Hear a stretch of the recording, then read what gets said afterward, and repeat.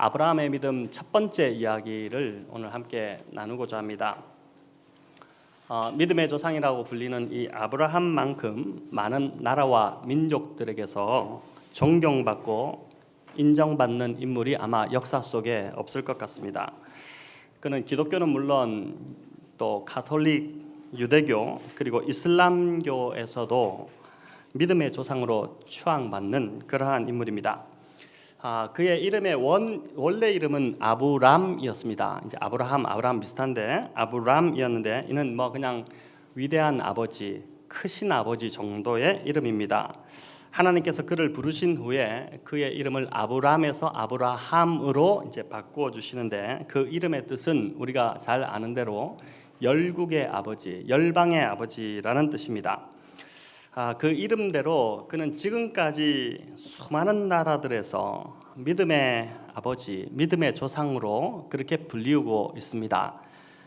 성경에 아브라함과 관련된 많은 이야기들이 있지만 그 중에 중요한 두 사건을 꼽으라면 오늘 이 창세기 12장에 아브라함을 부르시는 사건과 또 창세기 22장에 독자 이삭을 바치는 그 이야기라고 할 수 있습니다.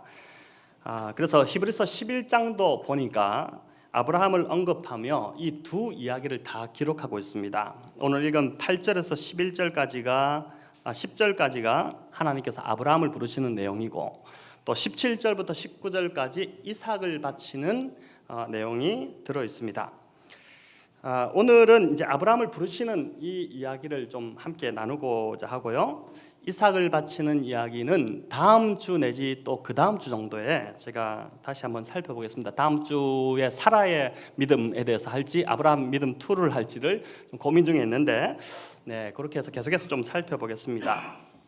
아브라함은 이제 믿음의 조상으로 알려져 있습니다. 얼마나 위대한 이름입니까? 그런데 사실 그는 그 이름, 그 명성에 비해 그의 삶을 성경에 나타난 그의 삶을 보면 가장으로서 또 아버지로서 상당히 결점도 많고 흠도 있고 그런 사람이었습니다. 이런 아브라함의 모습이 오늘 제가 이제 쭉 아브라함의 흠집 잡기 같은 그런 시간 같은데 쭉 보여주게 되면 여러분 아마 참 별반 없네 이렇게 하면서 위로가 되실 것 같기도 합니다. 그가 약속의 땅에 도착했을 때 그곳에 기근이 심했다고 합니다. 그래서 그가 할 수 없이 애굽으로 이제 내려가게 되었는데 애굽에서 아내 사라를 이제 여동생이라고 속이게 되는 일이 일어납니다. 애굽의 이제 바로가 이제 여동생이라는 말을 듣고 그를 불러들여서 이제 아내 삼으려고 데리고 가게 됐죠. 이 일로 아브라함은 바로로부터 그 왕 이집트가 대국이지 않습니까? 그 왕으로부터 이제 많은 재물을 얻었지만 그러나 아내가 지금 뺏기는 그 상황에서 손 놓고 어떤 대항도 하지 않고 있는 모습을 보게 됩니다. 보다 못한 하나님이 답답하셔서 어떻게 합니까? 거기에 개입하셔서 일을 해결했지. 안 그랬으면 큰일 날 뻔하는 일이 있었던 것이죠. 그런데 이 아내를 여동생이라고 속이는 이 일이 한 번 더 있었습니다. 아니 참 큰 잘못이지 않습니까? 그런데 이것이 한 번이 아니라 한 번 더 이제 하게 되는데 창세기 20장에 가면 가나안 왕 아비멜렉에게 또 똑같은 짓을 합니다. 이번에도 하나님이 아비멜렉의 꿈에 나타나셔서 이제 하나님이 수습하기 바쁘십니다. 아브라함이 일을 저지르고 하나님은 수습하고 이렇게 하십니다. 꿈에 나타나셔서 이 여자 남편이 있는 여자니까 건드리면 너 죽는다 이렇게 이제 말씀하시니까 이 길이 해결이 되죠. 아비멜렉이 아브라함을 책망하죠. 너무 화가 났죠. 속였기 때문에. 그러자 뭐라고 변명을 합니까? 그가 본래 내 이복 누이 동생 맞습니다. 이렇게 하면서 이제 합리화시키고. 근데 동생인데 내가 결혼해서 아내기도 하죠. 동생이자 아내입니다. 이렇게 이제 얘기한 것이죠. 믿음의 조상이라는 자가 두 번씩이나 반복해서 같은 실수를 범하고 있습니다. 이뿐 아니죠. 창세기 16장에 가면 아내가 불임으로 아이를 갖지 못하자 이 사라의 몸종 하갈을 통해서 아이를 갖게 되었습니다. 하갈이 임신하자 어떻게 합니까? 주인인 사라를 업신여기기 시작했죠. 그러니까 애가 지지 못하는 이제 사라를 업신여긴 것입니다. 두 여자의 갈등이 생겼을 때 남편으로 아브라함이 중재에 나서야 되는데 사라에게 뭐라고 하냐면은 하갈은 당신의 몸종이니 당신이 알아서 하시오 이렇게 이제 하고 거기서 책임을 회피합니다. 발을 빼버리는 것이죠. 이런 남편 믿고 살기가 참 쉽지 않습니다. 결국 학대를 견디지 못한 이 임신한 하갈이 가출을 하는 소동이 벌어집니다. 믿음의 조상이라고 불리는 참 그 추앙받는 이 가정에서 일어난 일이 참 형편없고 체면에 서지 않고 남편으로서의 참 그 무능함을 보여준 모습이었습니다. 이후 창세기 21장에 가면 이삭이 태어나게 되는데 그렇게 되자 어떻게 됩니까? 서자로 이제 이미 먼저 태어난 하갈의 아들인 이스마엘과의 이제 싸움이 일어나게 돼요. 형제들끼리 다투게 싸움이 일어나죠. 저희도 두 아이 싸우는 것 때문에 막 너무너무 이제 부모들이 다 저희도 마찬가지 다 그러실 텐데 이 싸움이 일어나는데 나이 차이가 좀 났던 것 같습니다. 그러니까 이제 아버지가 있을 때는 그렇게 하지 않다가 보지 않을 때 이제 이스마엘이 이삭을 괴롭히고 놀리고 한 것입니다. 그렇게 되니까 사라가 그것을 보고 가만히 있지 않았죠. 아브라함에게 가서 이 하갈과 이스마엘을 서자를 쫓아내라 이렇게 이제 했습니다. 자, 이렇게 되면 이제 가장이 나서야 되죠. 아들들이 싸우는데 어떻게 중재를 해야 되지 않습니까? 그런데 아브라함은 성경에 보면은 근심만 하고 한숨만 쉬고 있는 모습을 보게 됩니다. 결국 이번에도 하나님이 또 나서십니다. 하갈과 이스마엘은 하나님이 그러죠. 하갈과 이스마엘은 내가 책임지고 돌봐줄 것이니까 넌 그냥 내보내라. 사라 말 들어라. 이렇게 하면서 이제 해결이 됩니다. 가장으로서 아버지로서 하는 일이 없습니다. 아주 무능한 모습을 계속해서 보입니다. 그런데 하갈과 이스마엘을 내보내는 이 서자를 자기 자식이지 않습니까? 내보내는 과정이 더 가관입니다. 고작 떡 한 덩이와 물 한 자루를 주고 내보냈습니다. 여러분 그 집에서 나가면 그 당시에는 어디로 가야 될지도 모릅니다. 그가 자신과 별 관계없는 나그네 지나가는 나그네한테는 송아지도 잡아주고 음식도 많이 해서 대접하고 이런 짓을 하더니 서자에게는 비록 서자지만 자식인데 너무 인색하게 대합니다. 이 대목이 참 이해가 되지 않는 부분입니다. 광야로 나온 하갈과 이스마엘이 당연히 얼마 못 가서 물이 떨어져서 이제 죽을 지경이 되죠. 하갈이 대성통곡을 합니다. 아이를 그늘에 이렇게 앉혀놓고 맞은편에서 막 펑펑 울게 되죠. 그러자 이제 하나님께서 울음소리를 들으시고 그들의 삶을 안전하게 인도해 주셨습니다. 이 뒷치닥거리를 다 누가 하고 있냐면은 지금 하나님께서 하고 계시죠.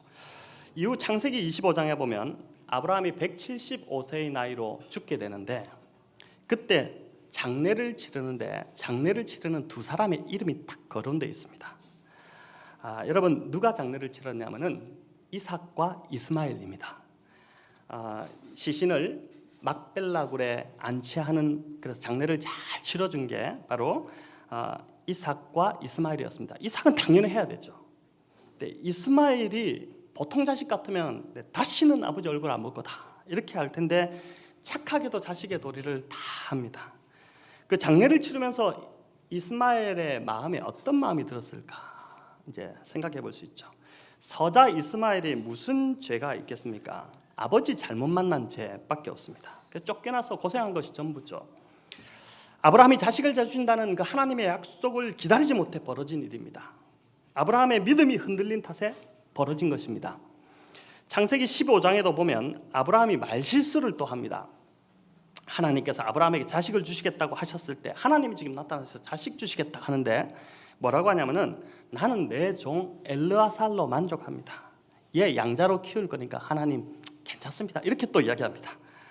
또 17장에 보면 이스마엘이 하갈을 통해서 태어났을 때 또 사라에게 나타나셔서 약속의 자손을 준다. 이스마엘 아니다. 이렇게 하심에도 불구하고 이스마엘로 충분하니 그 아들이나 잘 자라게 축복해 주십시오. 이런 모습을 보입니다. 창세기 12장에서 분명히 아브라함을 부를 때에 내가 자식을 줄 거다. 너희 자식이 하늘의 별과 같이 바다의 모래와 같이 정말 많도록 주시겠다는 복을 주시겠다고 약속하셨음에도 불구하고 이후 과정에서 보이는 아브라함의 모습은 너무나도 믿음이 흔들리는 그 모습을 보이고 있습니다. 성경을 보니까 아브라함만큼 하나님이 많이 나타난 사람이 없어요. 아브라함에게 정말 많이 나타나셨습니다. 여러분, 이 말이 의미하는 게 뭘까요? 그만큼 손이 많이 가는 인물이었다는 것입니다. 이거 가만히 놔두면은 대책이 안 쓰니까 계속해서 하나님이 나타나셔서 치닫거리를 하시는 것입니다. 수습을 하시는 것이죠. 또 조카 롯과의 관계에서도 흔들리는 그의 믿음을 보게 됩니다. 하란에서부터 데리고 나온 조카 롯 계속해서 같이 다녔습니다. 그런데 점점 더 가축이 많아지니까 어떻게 됩니까? 두 집안 사이에 재산 분쟁이 계속 싸움이 일어난 것이죠. 가축을 키우는데 목초지가 필수인데 목초지 경쟁이 일어난 것입니다. 일꾼끼리 서로 막 싸우는 일이 일어나니까 더 이상 같이 못하겠다 싶어서 아브라함이 롯을 불러서 이제 우리가 조금 갈라서자, 각자 가자, 이렇게 해서 선택권을 먼저 롯에게 줍니다. 그러면서 뭐라고 합니까? 네가 좌하면 내가 우쪽으로 갈 것이고, 네가 우쪽으로 선택하면 내가 좌측으로 갈게. 이렇게 이제 하게 되죠.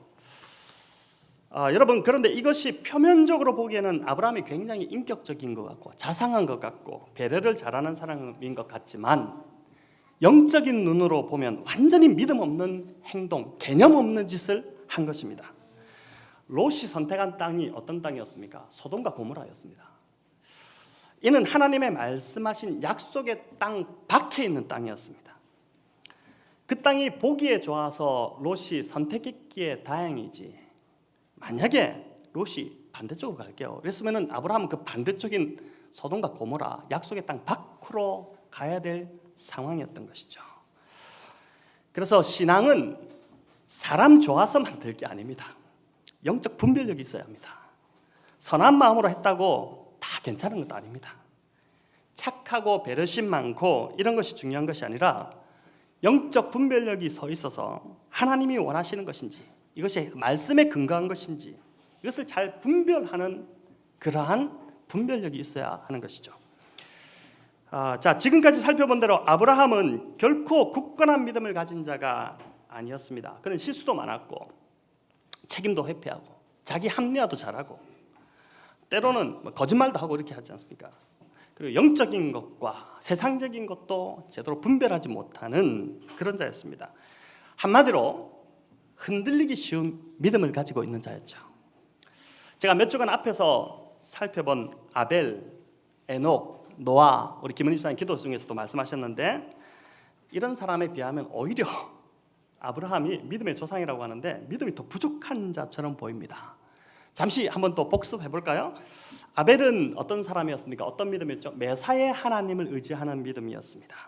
주일만 하나님께 예배드리고 평일은 하나님 없이 하나님 잊어버리고 사는 자가 아니라 매사에 일주일 내내 하나님을 의지하는 삶이었죠. 에녹은 어떻습니까? 한 단계 더 나아갔죠. 그래서 하나님과 동행하며 하나님을 기쁘시게 하는 믿음을 가진 자였습니다. 오늘 하루 어떻게 하면 하나님을 내가 기쁘게 할까? 눈을 뜨자마자 오늘 어떻게 하면 하나님을 기쁘게 하지? 이 고민으로 가득 찼던 자, 늘 그걸 고민했던 자, 그가 에녹이었습니다. 하나님 사랑한다는 증거죠. 지난주 살펴본 노아는 어떤 믿음을 가진 자였습니까?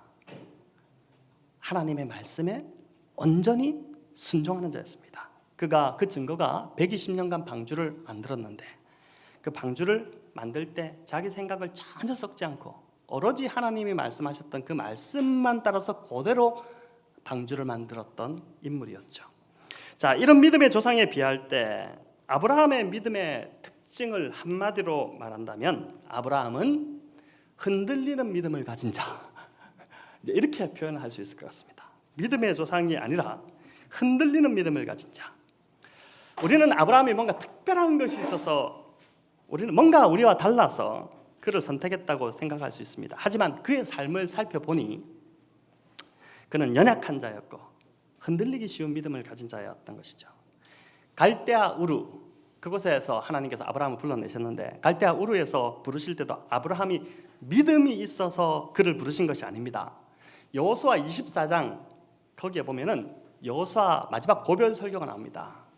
여호수아가 하나님께 가기 전에 자기의 백성들에게 이제 어떻게 살 것을 말씀하는 그 장면에서 여호수아가 뭐라고 말하냐면은 아브라함과 데라를 언급하는데, 아브라함의 아버지 데라죠. 그 데라가 강 저편에서 갈대아 우르에서 살 때 우상을 섬겼다는 이야기를 합니다. 갈대아 우르는 말 그대로 우상의 도시입니다. 그런데 그 도시에서 그의 아버지 데라는 우상을 섬기며 살아가던 자였습니다. 그런데 그 밑에 불신부모 밑에서 자란 아브라함이 어떻게 믿음이 있었다고 할 수 있겠습니까? 생각해 보십시오. 그 도시 전체가 완전히 다 우상의 도시로 그런 문화 속에서 아브라함이 자랐는데 어떻게 믿음이 있어서 믿음이 특출해서 아브라함을 불렀다고 할 수 있을까요? 하나님께서 아브라함을 믿음의 조상으로 선택하신 것은 오로지 하나님의 일방적인 은혜로밖에는 설명이 안 됩니다. 무슨 자격이 있거나 특별한 이유가 있어서 아브라함을 선택하신 것이 아니었습니다. 그저 우상의 도시에서 우상 섬기며 소망 없이 하루하루 살아가던 아브라함에게 어느 날 하나님이 찾아오셔서 은혜로 부르시고 사명을 주신 것입니다. 성도 여러분, 저와 여러분의 부르심도 마찬가지라고 생각하지 않으십니까? 우리가 특별해서 무슨 업적이나 잘남이 있어서 우리를 선택한 것이 아닙니다. 우리 자신을 누가 잘 압니까? 내가 가장 잘 알죠. 얼마나 형편없고 별 볼 일 없고 교회에서는 직분을 갖고 있지만 사실은 하나님 보시기에 그 직분에 걸맞지 않은 삶을 살아가는 모습이 더 많지 않습니까? 에베소서에 의하면 뭐라고 합니까? 우리는 죄로 인해 이미 영이 죽었던 자들이었다. 가치 없는 자들이었다. 그런 죄인이었던 자들을 하나님이 일방적으로 사랑하셔서 자녀로 불러주신 것이죠.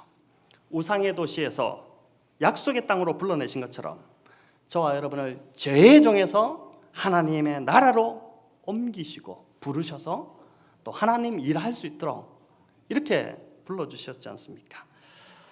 아브라함이 이렇게 연약하고 결함 많고 흔들리는 믿음을 가진 자였지만 하나님께서 그의 어떤 한 부분을 아주 귀하게 여겨주신 사건이 있었습니다. 바로 히브리서 11장 8절이 그것을 잘 보여주고 있는데 뭐냐면은 하나님이 떠나라고 말씀하셨을 때 갈 바를 알지 못했지만 그 말씀을 믿음으로 그냥 순종하여 떠난 믿음이었습니다. 자, 히브리서 11장 8절 우리 같이 읽습니다. 믿음으로 아브라함은 부르심을 받았을 때에 순종하여 장래 유업으로 받을 땅에 나아갈새 갈 바를 알지 못하고 나아갔으며. 자, 아브라함이요 이성적 판단을 했다면 절대 떠나지 못했습니다. 당시 아브라함이 살던 갈대아 우르는 오늘로 말하면 미국의 제일 중심 번화가인 맨하튼이나 서울의 강남 같은 곳이었습니다. 문화가 가장 찬란하게 꽃을 피우던 때였죠. 여러분 이때가 한 4200년 전으로 봅니다. 그런데 그 당시에 갈대아 우르에 수세식 화장실이 있었습니다. 우리나라에 수세식 화장실이 언제 들어왔죠? 불과 한 5, 60년 전 되나요? 대단히 문명의 꽃을 피웠던 그러한 곳입니다. 여러분 4,000년 전 별 볼일 없겠지? 아닙니다. 생활 수준을 다운그레이드하는 것, 큰 집에 살다가 작은 집으로 옮겨가는 것도 힘든데 지금 문화를 역행해서 갈대아우르에서 가나안으로 가야 되니까 이게 결코 쉬운 일이 아니었습니다. 또 당시는 나라가 형성되기 전이었기 때문에 치안이나 공권력이 없었죠. 그래서 고향을 떠난다, 이것은 곧 죽음을 의미했습니다. 언제 도적들에게 잡혀서 다 빼앗길 줄 모릅니다. 지금 자기만 가는 것이 아니라 식솔로를 다 데리고 어린아이까지 있는 상태로 지금 이동을 해야 됩니다. 또 어디로 가는지도 모릅니다. 그냥 지시할 땅으로 가라고 했습니다. 한 번도 가보지 않은 땅, 그곳에 가면 어떤 일이 일어날지도 모르는 곳에 가라고 하신 것입니다. 아브라함이 이성적으로 판단했다면 절대 결정하지 못했을 것입니다. 이런 상황에서 아브라함이 어떻게 갈대아 우르로 떠날 수 있었을까요? 히브리서 기자가 그것을 우리에게 말씀해주고 있는데 하나님에 대한 믿음이 있었기 때문이다. 믿음으로 떠났다 이렇게 합니다. 그래서 믿음은 이성을 무시하지는 않지만 믿음은 이성을 초월해서 역사하는 힘이죠. 여기서 말하는 이 믿음은 긍정적 사고나 신념과는 분명히 다른 차원입니다. 아브라함은 단순히 다 잘 될 거야, 가면 잘 되겠지, 이런 신념으로 맹목으로 그냥 가나안 땅에 간 것이 절대 아닙니다. 갈대아 우르를 떠나라는 하나님의 말씀이 있었기 때문에, 떠나라고 말씀하신 그분이 언제나 함께 하시며 가장 선한 것으로 인도하실 것이라는 그 믿음이 있었기 때문에, 하나님을 믿었기 때문에 그가 갈대아 우르에서 떠날 수 있었던 것이죠. 우리가 이렇게 생각할 수 있습니다. 왜 가는 곳이라도 좀 알려주시지, 갈 바를 알지 못하고, 이 히브리서 보니까 갈 바를 알지 못하고 떠났다고 하는데 왜 그렇게 하셨을까? 가만히 생각해 보면 그렇지 않습니까? 인생 전체의 계획을 알면 하나님을 절대 의지하지 않습니다. 그렇죠? 그래서 하나님이 인도하시는 방법은 보면 항상 한 걸음씩입니다. 한 걸음 한 걸음, 주 예수와 함께, 이렇게 이제 찬양도 있지만 한 걸음 가면은 그 다음 또 한 걸음 보여주십니다. 이게 저도 경험을 해보니까 진짜 하나님이 이렇게 이야기하시는 것 같아요. 답답할 정도로 안 보여주십니다. 거기에 그냥 최선을 다해서 걸어가는 거죠. 그 다음 또 한 걸음 보여주십니다. 오늘 참 공교롭게도 우리 교회가 첫 1호 협력 선교사로 결정한 우리 백승일 곽윤영 선교사님 가정이 출국 인사하러 이 자리에 지금 와 있습니다. 설교 준비를 하다 보니 이제 이 가정의 걸음이 아브라함과 참 비슷하다라는 생각이 들었습니다. 제가 이제 어떻게 여기까지 오게 됐는지를 과정은 아니까요. 아브라함도 가장 잘 나가던 도시 갈대아 우르에서 가나안 땅으로 간 것처럼 이 가정도 서울에 살고 또 서울 한복판에 있는 그 강남에서 신앙생활을 하다가 동북부 아프리카 소말리족으로 이제 들어갑니다. 도시도 아니고 시골 오지로 갑니다. 보통 선교사들 아프리카나 이런 제3국으로 가면 도시에 머물지 잘 들어가지 않습니다. 위험하기 때문에. 그런데 아직도 아이들이 저희 집 아이들보다 훨씬 더 어린데 제가 보니까 세상적으로 보면은요 대책이 없어 보입니다. 근데 이성적 판단으로는 절대 결정하지 못할 일입니다. 하지만 하나님을 믿기에 가는 것입니다. 선교지를 결정하면서 얼마나 많이 눈물을 흘렸겠습니까? 분명한 하나님의 인도하심을 받았기에 여러분 어느 날 갑자기 하나님 아프리카로 가라 이러면 이게 가겠어요? 오직 말씀하신 하나님 한 분만 믿고 가는 것입니다. 그분께서 가장 선한 길로 인도하실 줄 믿기에 또 무엇보다 하나님을 사랑하기 때문에 이것이 하나님의 뜻이라고 믿고 그 뜻에 순종하여 드리고 싶은 마음으로 그렇게 가는 것이죠. 그래서 교회가 해야 할 일은 우리가 협력 선교사로 이제 결정했으니까 무엇보다 우리가 선교해야 할 그 선교를 이제 대신하는 거지 않습니까? 무엇보다 기도로 중보하고 그리고 이들의 필요를 채워주는 그 일들을 교회가 감당해야 할 것입니다. 이제 저희 집 2호 이야기를 오늘도 잠시 이제 또 들어야 될 것 같은데 아이에게서 제가 재밌는 걸 발견했습니다. 이제 크면서 이 과정을 보니까 어떤 걸 손에 쥐고 놀고 있다가도 제가 더 좋은 걸 준다고 하면은 그냥 밀어넣지 던지고 뛰어옵니다. 아빠에게 달려옵니다. 그 아이가 손에 쥐고 있다면 받을 수 없겠죠. 꽉 움켜쥐고 있다면 받을 수 없는데 그걸 다 버리고 오니까 좋은 걸 받는 겁니다. 여러분 아브라함도 마찬가지였습니다. 떠나야 믿음의 조상이 되는 것입니다. 갈대아 우르에 머물러 있었다면 그는 평범한 아브람, 그냥 위대한 아버지 정도밖에 되지 않았을 것이지만 그가 떠나라는 명령에 순종해서 떠나니 하나님께서 그를 아브라함, 열국의 아비로 하나님의 계획대로 그를 만들어 주신 것입니다. 고향과 친척과 아비 집을 떠나는 것, 아버지 집을 떠나는 것, 여러분 이렇게 떠나면 친척도 잃고 고향도 잃을 것 같지만 아니요, 그 반대 현상이 일어난 것을 아브라함을 통해서 보게 됩니다. 그가 갈대아 우르 그 땅을 버렸기 때문에 어떻습니까? 젖과 꿀이 흐르는 가나안 땅을 얻게 되죠. 또 그가 친척을 버렸기 때문에 믿음의 조상이 되므로 어떻게 됩니까? 그를 통해서 수많은 자손들이 생겨나면서 더 많은 친척들이 생기게 된 것입니다. 그가 고향을 버렸더니 고향을 잃어버린 것이 아니라 오늘 히브리서가 무엇이라고 증언합니까? 진짜 고향인 더 나은 본향을 얻게 되었다. 그렇게 말씀하고 있습니다. 여러분 히브리서 11장 16절 우리 같이 한번 읽어보겠습니다. 그들은 이제는 더 나은 본향을 사모하니 곧 하늘에 있는 것이라. 이러므로 하나님이 그들의 하나님이라 아니하시고 그들을 위하여 한 성을 예비하셨느니라. 자, 고향을 떠나니 뭐라고 합니까? 더 나은 본향을 사모하게 되었다 그러죠. 10절에 하나님이 계획하고 지으실 터가 있는 성을 바랐습니다. 이 표현도 본향을 바라보았다는 뜻입니다. 그리고 9절에 뭐라고 합니까? 그가 동일한 약속을 유업으로 받은 가나안 땅에서 이삭, 야곱과 함께 장막에 거하였다. 제가 이 말씀을 지난번 큐티 주일 큐티 그날에 대한 새벽 설교를 할 때도 이 말씀이 무슨 말인지 잘 이해를 못했는데 이번에 준비하다가 이게 좀 깨달아졌습니다. 아브라함은 약속의 땅에 들어갔지만 거기서 좋은 집을 짓지 않고 평생 장막에 살았다는 뜻입니다. 돈이 없어서일까요? 아닙니다. 그는 부유한 족장으로 굉장히 많은 부를 갖고 있었기 때문에 좋은 집을 지으려면 충분히 지을 수 있었지만 의도적으로 장막에 살았다는 의미입니다. 이걸 히브리서 기자가 그걸 기록하고 있어요. 집을 화려하게 지어놓으면 절대 못 떠납니다. 여러분 겨우 힘들게 해서 아파트 좋은 집 샀으면 거기 떠나겠습니까? 못 떠납니다. 그러나 장막은 텐트이기 때문에 언제든지 걷으면 떠날 수 있습니다. 장막에 살았다는 것은 그가 항상 떠날 준비를 하며 살았다는 것입니다. 항상 버릴 준비를 하며 산 것입니다. 아브라함의 이 모습이 하나님이 마음에 드셨어요. 그는 갈대아 우르를 떠난 후부터 항상 나그네로 이 땅을 살아갔습니다. 언제든지 하나님 말씀하시면 떠났습니다. 그래서 가나안 땅에서도 한 곳에 정착하지 않습니다. 계속 돌아다닙니다. 돌아다니면서 도착하는 그곳에서 가장 먼저 제단을 쌓고 하나님께 예배드립니다.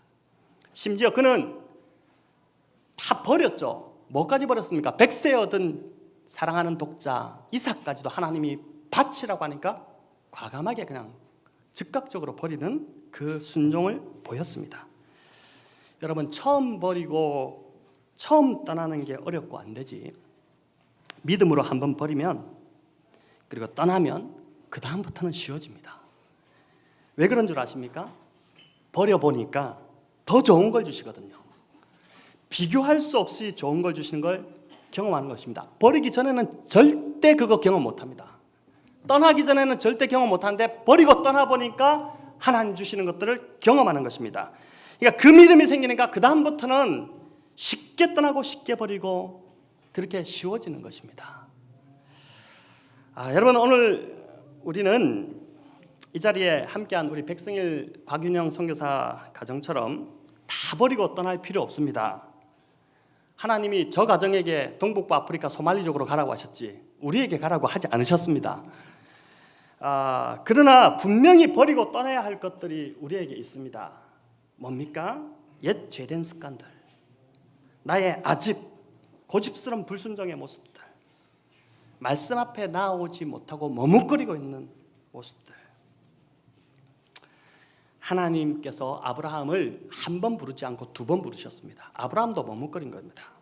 한 번은 갈대아 우르에서 부르셨고 또 한 번은 하란에서 부르셨습니다. 갈대아 우르에서 아버지 데라와 함께 온 가족이 함께 나와서 가나안 땅으로 가다가 가나안 땅을 한 1000km 앞에 두고 하란이라는 그 너무 살기 좋은 곳에 그냥 머물러 버립니다. 그리고 거기서 데라가 죽습니다. 그 아버지 데라가 죽죠. 여러분 재미있는 거는요, 성경이 참 기가 막힙니다. 중간에 머문 땅 하란의 뜻이 뭐냐면은 낭비하며 지체하는 곳이라는 뜻입니다. 하란이 낭비하며 지체하는 곳. 그리고 그 아버지 데라의 이름의 뜻이 뭐냐면은 연기하다, 미루다 이런 뜻이 있어요. 그러니까 내 삶에서 하나님이 계속 말씀하고 계심에도 즉각 순종하지 않고 연기하고 자꾸 미루는 것이죠. 여러분 그런 것이 무엇이 있습니까? 이성적 판단 때문에 계속 생각하면 더 못합니다. 또 불확실한 미래 때문에 하나님이 지금 분명히 나에게 말씀하고 계심에도 두려워서 버리지 못하고 떠나지 못하고 계속 지체하고 있지는 않습니까? 그렇게 미루면서 머물렀던 시간, 어떻게 보면 아브라함이 거기서 뭔가 미련이 있어서 주저앉았다고 볼 수 있습니다. 계속 가다가 걸린 거죠. 거기서 머문 그 시간 하란이 결국 뭐라고 말합니까? 인생을 낭비하며 허비한 시간밖에 되지 않는다는 겁니다. 허비하지 마라. 그냥 즉각 순종하는 것이 어떻다고요? 그것이 하나님의 복을 받는 비결이다라고 말씀하고 있는 것이죠. 여러분 더 이상 머뭇거리지 말고 오늘 말씀 앞에서 지금 다 있을 겁니다. 있습니다. 우리 안에. 더 이상 머뭇거리지 말고 하나님 말씀하시면 오늘 아브라함처럼 순종으로 떠나시기 바랍니다. 하란을 떠나야, 갈대아 우르를 떠나야 약속의 땅에 그 가나안에 들어갑니다. 버려야 더 좋은 것을 얻게 되는 것입니다. 그리고 떠났다면 아브라함처럼 이제는 이 땅에서 영원히 살 것처럼 살지 마십시오. 많이 모으고 계속 쌓고 그러다가 하룻밤에 하나님이 데려가시면 어떻게 하시겠습니까? 우리를 복 주시는 이유가 아브라함도 그렇지 않습니까? 내가 너에게 복 주겠다고 하지 않고 복이 되게 하겠다고 하지 않습니까? 복 받는 거와 복이 되는 건 다른 의미입니다. 그렇죠? 우리는 복 받기를 원하지만 하나님은 우리에게 복이 되라고 말씀하시죠. 너를 통해 내가 너를 통로로 삼아서 하나님의 복을 흘러낼 건데 그 너를 통해서 복이 흘러가는 세상이 복받게 하는 자가 되라는 것이 복이 되라는 의미인 것이죠.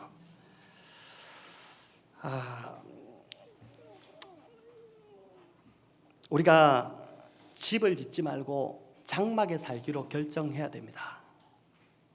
언제나 떠날 수 있도록. 여러분, 이게 준비가 안 되면 마지막 날 우리가 이 땅 떠날 때 너무 힘들 겁니다. 정말 비참하게 후손들한테 그렇게 믿음의 본을 보인 것 같았는데 죽는 그 순간에 아니 이분이 이러면서 실망시켜 드릴 수 없지 않습니까? 오늘 각자에게 주시는 분명한 말씀이 있다고 저는 믿습니다. 저에게도 있습니다.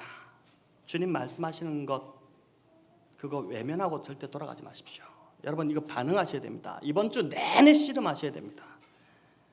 이 시간 우리 찬송 부르고 함께 기도할 때 하나님 주신 말씀 부담을 갖고 내가 무엇을 버려야 될지 이미 말씀하셨죠. 뭘 떠나야 될지를 여러분 기억하면서 즉각적으로 순종하여 하나님 앞에 믿음을 보이시는 저와 여러분 되시기를 우리 주님의 이름으로 축원합니다.